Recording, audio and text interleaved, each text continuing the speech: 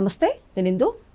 Law student Sharmishtha పనోలిని west Bengal ప్రభుత్వం అయితే arrest చేసినట్టు తెలుస్తుంది. మరి ఆపరేషన్ సింధూర్ నేపథ్యంలో బాలీవుడ్ నటులు ఎవరు కూడా రెస్పాండ్ అవ్వలేదంటూ కూడా ఆవిడ పోస్ట్లో చెప్పినట్టు తెలుస్తుంది. మరి ఈ నేపథ్యంలో పవన్ కళ్యాణ్ గారు కూడా షర్మిష్ఠాకి అయితే మద్దతు పలుకుతూ ఒక ట్వీట్ కూడా చేశారు.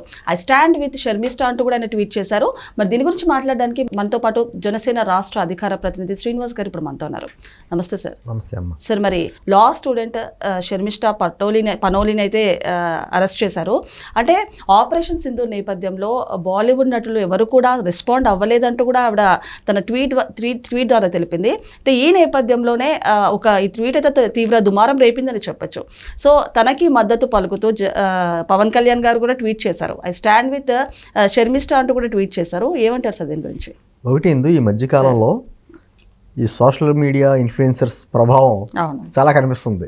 ఈ మధ్యకాలంలో కొంతమంది ఏమంటారో స్టాండప్ కామెడీ చేసిన వాళ్ళు కొంతమంది, లేకపోతే సోషల్ మీడియా ఇన్ఫ్లుయెన్సర్ కొంతమంది వాళ్ళ అభిప్రాయాలని కొన్ని సోషల్ మీడియా వేదికగా, అంటే వాళ్ళకి చాలా మంది ఇన్స్టాగ్రామ్లో కానీ వాటిలో కానీ ఫాలోవర్స్ ఉంటారు. వాళ్ళ ప్రభావం చూపించేటువంటి వ్యక్తులు ఎవరైతే ఉన్నారో వీళ్ళందరూ కూడా వాళ్ళ ఇష్టారీతిని పోస్టులు పెట్టడం మనకు తెలుసు. కానీ దేశ భద్రతకు సంబంధించి కొన్ని లిమిట్స్ ఉంటాయి ఇందు. ఎందుకంటే భావ ప్రకటన స్వేచ్ఛ వేరు, బరితెగింపు వేరు. మనకి రాజ్యాంగం భావ ప్రకటన స్వేచ్ఛ కల్పించింది కదా అని చెప్పేసి మనం ఒక పరిధులు మించి దాటితే ఇబ్బందులకి ఎదుర్కోవాల్సిన సందర్భం ఉంటుంది ఏదైనా సరే. ఇంకా ఆపరేషన్ సింధూర్ విషయం అంటే భారతదేశంలో ఉన్నటువంటి రాజకీయ పార్టీలు కావచ్చు, సోషల్ మీడియా ఇన్ఫ్లుయెన్సర్స్ కావచ్చు, ఎవరైనా కావచ్చు, అందరూ ఏకతాటి మీదకి ఆ సందర్భంలో భారతదేశం మీద ఎప్పుడైతే పాకిస్తాన్ వాళ్ళు ఆ దాడి చేశారో అప్పుడు దాని మీద అందరూ ఏకమయ్యారు. దాని మీద చాలామంది కొన్ని తమ అభిప్రాయాలు చెప్పడం అనేది జరిగింది. కొంతమంది కాంగ్రెస్ నేతలు అయితే కొంచెం స్పీడప్గా ముందుకు లైన్ కూడా దాటి విమర్శలు కూడా చేయడం జరిగింది. అంటే బీజేపీ దీన్ని రాజకీయంగా ఉపయోగించుకుంటుంది, సరే మరి మన విమానాలు ఎన్ని ధ్వంసమైనవి చెప్పట్లేదు, లేకపోతే ఆ 4 ఉగ్రవాదులను ఎందుకు పట్టుకోలేదు, ఇటువంటి ఏ కామెంట్ చేస్తా కాంగ్రెస్ వాళ్ళు రాజకీయ నాయకులు కాబట్టి రాజకీయ విమర్శలు చేస్తూ ఉంటారు. బట్ ఏంటంటే మనం పదే ఏం చెప్తాం, దేశ భద్రతకు సంబంధించిన విషయంలో కొంచెం బాధ్యతగా ఉండాలనే మాట మనం మాట్లాడతాం. సరే, ఈ అమ్మ షర్మిష్ఠా పనోలి ఆ అమ్మాయి లా స్టూడెంట్. ఆ అమ్మాయి కూడా సోషల్ మీడియా ఇన్ఫ్లుయెన్సర్, ఇన్స్టాగ్రామ్ లో మంచి ఫాలోవర్స్ ఉన్నారు.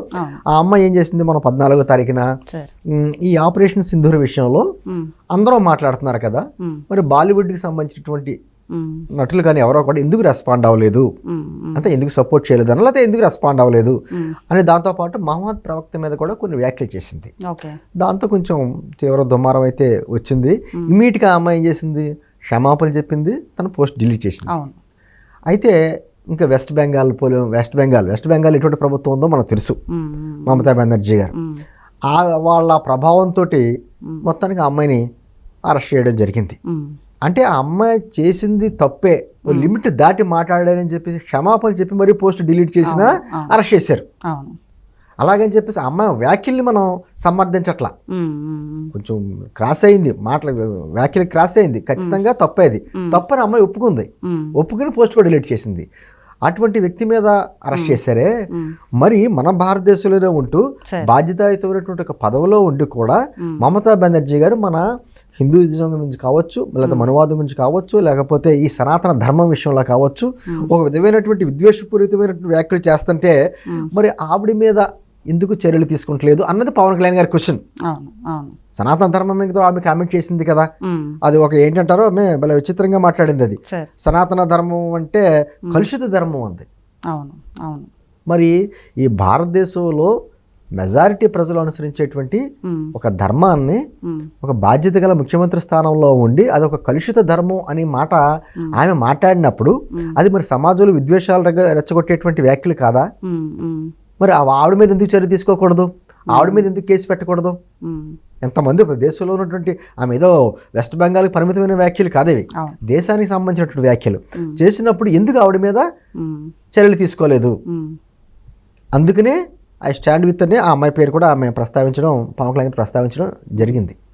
అంటే మమతా బెనర్జీ గారు గత ఆమె అధికారంలోకి వచ్చిన కాడి నుంచి అక్కడ ఉన్నటువంటి ఆ రాష్ట్ర పరిస్థితులు, అక్కడ కొన్ని మెజారిటీ మైనారిటీ వర్గాలు ఉండడం, ఆ తర్వాత ఆవిడ హయాంలోనే పక్కన బంగ్లాదేశ్ నుంచి అక్కడి నుంచి కానీ ఇక్కడ ఎక్కువ చొరబాట్లు రావడం, రోహింగ్యాలు అందరూ కూడా రావడం, కొన్ని సందర్భాల్లో ఈ ఆపరేషన్ సింధూర్ జరిగిన తర్వాత కూడా పాకిస్తాన్కి అనుకూలంగా కూడా నినాదాలు చేయడం లేకపోతే అవును. ర్యాలీలు చేయడం జరిగింది అక్కడ. అవును.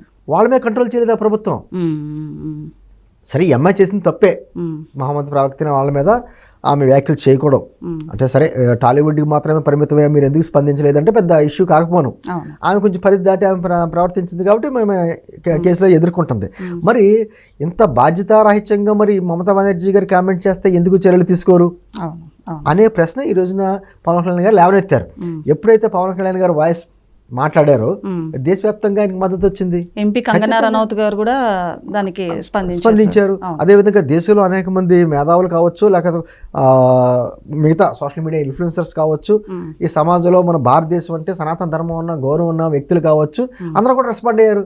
పవన్ కళ్యాణ్ గారు మాట్లాడినట్టు మిగతా వాళ్ళు ఎందుకు మాట్లాడలేకపోతున్నారు, ఆవిడ మీద ఎందుకు చర్యలు తీసుకోలేకపోతున్నారు అంటే ఎవరో ఒకరు అంటే ఏదైనా రెండు వైపులా సమానంగా ఉండాలి.